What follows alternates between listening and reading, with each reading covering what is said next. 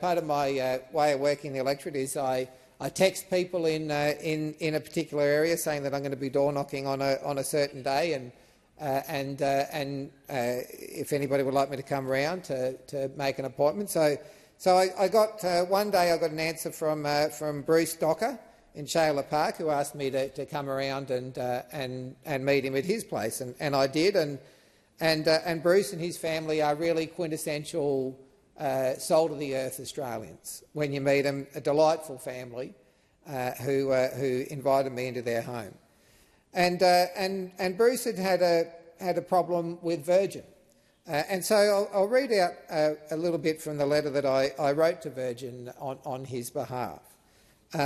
So Bruce was going to Sydney and to attend to a family event, and so he'd basically missed the flight due to a gate change and was subsequently required to pay about $1,000 for a replacement ticket. He was seeking a refund of that charge and a review of Virgin's notification procedures.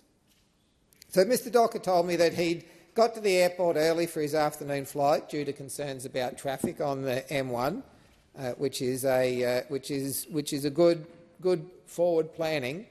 Worried that he was going to miss his flight, worried about the unpredictability of travel times along the M1. He got to the gate as it was originally displayed, some hours before the flight was due to leave. However, there was a gate change that wasn't brought to his attention, and he told me that he didn't receive a text message, for instance, and he missed the flight as a result. When he approached Virgin to get assistance on that day, he was told that the only option available to him was to buy a new ticket at a replacement cost of about $1,000. He said that he really felt pressured in that exchange. It was for him. It was a take it or leave it offer. He was worried that he wasn't going to be able to get to the family event, and so Mr Docker, who really couldn't just afford that $1,000, found it, paid for it, and really was shocked that it was going to cost that much. After he's made the booking, he rang up his daughter. He made the booking, paid for the ticket, rang up his daughter, who told him that she went online and told him that he could get the same ticket now for between $200 and $300. He was really shocked to see the disparity between what Virgin had told him at the counter and what his daughter could get online just some minutes later. But even though he really is careful with his money, and it was a hit to him, he paid it, and Virgin at the time decided they were not going to give him that refund. So he said that he'd been waiting at the gate. They hadn't, in fact, Virgin had gone to the trouble of taking his checked baggage off the flight, but they couldn't go to the trouble of either sending him a text or giving him or announcing his name over the PA to say that he was required at that he was needed to board. So they took the checked baggage, all the trouble of taking the checked baggage off the flight, but couldn't alert him otherwise, and they just put up a brick wall and were not prepared to refund the $1,000.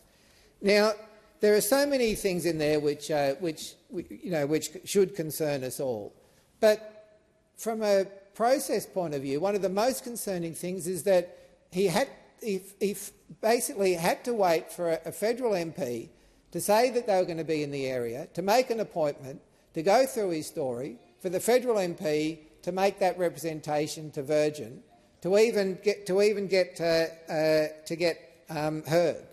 And after a couple of months of back and forth and us pushing Virgin, they finally agreed to at least refund $150, which was the original ticket from Brisbane to Sydney.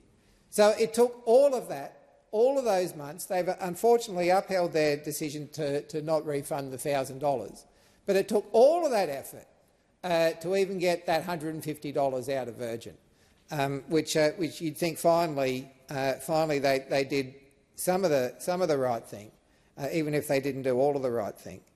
And the establishment of the Aviation Consumer Ombudsperson should hopefully deal with that sort of thing.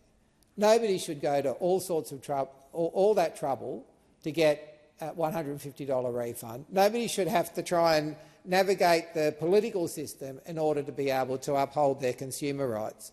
And so I think it is central to this legislation, and one of the reasons why this legislation should be supported, so that Mr Docker and people like Mr Docker don't have to go through a convoluted process to uphold their rights.